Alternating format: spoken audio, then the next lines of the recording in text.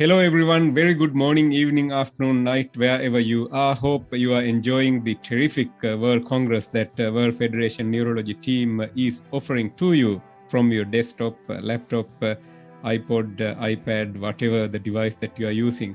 I did manage to get hold of one of a very busy person from World Federation Neurology leadership team, Professor Richard Stark. He doesn't need any introduction. He controls the World Federation Neurology purse.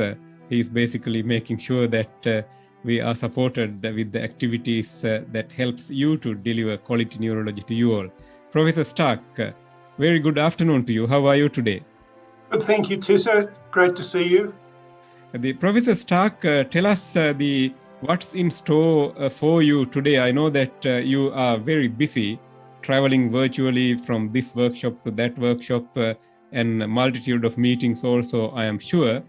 What is your diary looks like within the next couple of days? Okay, well, thanks, Tissa. I think probably the main activity that I'm involved in is the Tournament of the Minds. And of course, later today, that is Tuesday, we have our first round, which is the qualification round. Now, it's been a challenge putting the tournament together this year because, of course, typically we have teams from each country enter as a team. But because of the way things are being done virtually, we really require the teams to be in a room. So it's not possible for a team to be made up of people from different cities within a country. So as a different model this time, we've had departments put their hands up. And so it obviously means that we can have more than one team from a country. And we've been overwhelmed really by the number of teams that have entered. So we have a total of, I think, 26 at this stage. And it proves, I think it's going to be a very exciting time. And one of the highlights is that this has enabled us to involve the teams from the WFN training centres. So as people will be aware, we have a number of training centres, 4 in Africa and 1 in Mexico, where there are eminent training opportunities, and these centres have taken the responsibility of helping to train people from elsewhere in the continent where perhaps training opportunities are not so good. And these positions have been sponsored by the WFN. So each of those training centres is putting together a team, and so we're delighted to be looking forward to those teams in the sessions. We've got a great set of questions together, so I think as usual, it will be entertaining and it will be educational. It'll be a pity not to be seeing people face to face, but one of the advantages of doing it virtually is that it is easy for people from all around the world to tune in. And of course, one of the opportunities to have things video on demand is that even if it occurs at an inconvenient time, it's possible to catch up later. Absolutely, and neurologists are the masters of innovation, as Professor Stark mentioned, and despite not being able to see each other's Tournament of the Mind is one of the attractions that drew me to World Federation Neurology also during much younger days. I'm sure it is the same for many others, and we have been entertained by you and your team every Congress after Congress, and it couldn't be anything other than the very best, I would guess, especially if there are 26 teams. It would be sheer joy while you learn the good neurology, because we learn from cases and we learn from questions, and that's the sort of traditional way of we master our skills to be the best the neurologists that we can be for our patients. You also have some invited talks in the Congress. What are you talking about, and when would that be? Right, so look, I've been involved in one of the headache teaching courses, and so it's been divided into 2 halves. So the first half of it has been done already. We had 3 very interesting talks. I gave one on migraine mimics. Peter Goadsby was talking about premonitory symptoms, and Anand from Thailand was talking about menstrual migraine. So that was a very good session, and of course is available now video on demand. Later on today, we're having part 2, and again, it promises to be a terrific session coming up.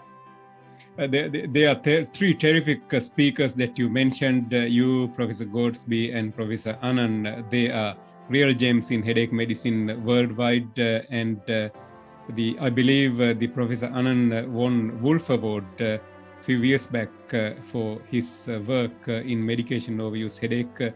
Your contribution in headache medicine goes without saying. The world audience knows very well about it. Certainly we know about that, and Peter Godsby the same.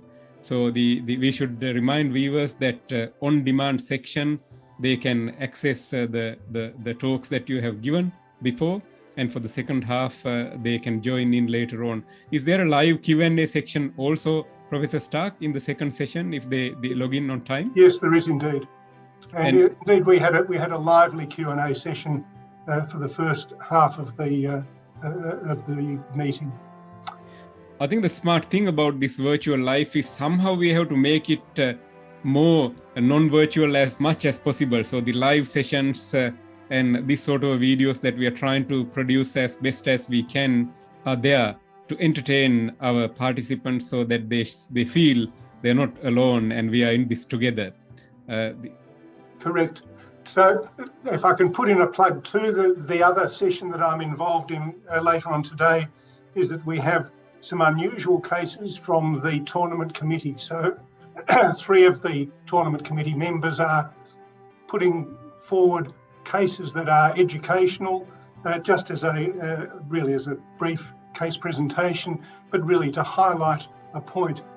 So Serenella Servadai and Nick Davies and myself are involved in that teaching course, which will be on in a couple of hours' time, and of course people are very welcome to come to that live.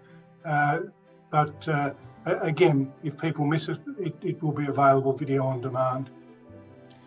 Professor Stark, you would agree with me that the World Congress of Neurology is probably the most colorful, most diverse, the best package that neurology is offering for any neurologist anywhere in the world, from whatever the background, and it would be sheer joy for our colleagues to join in for all these activities. Thank you so much for your leadership and contribution in these fascinating, highly sought after Tournament of the Mind sections.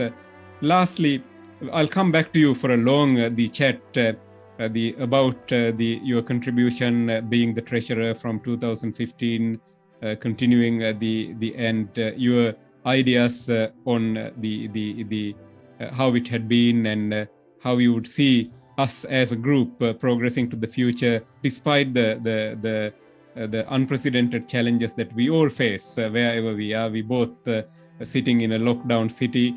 We have lost almost all our freedom that we used to knew it before, but we have to be positive and upbeat nonetheless. I'll come back for that. But any final thoughts around the virtual congress for our viewers?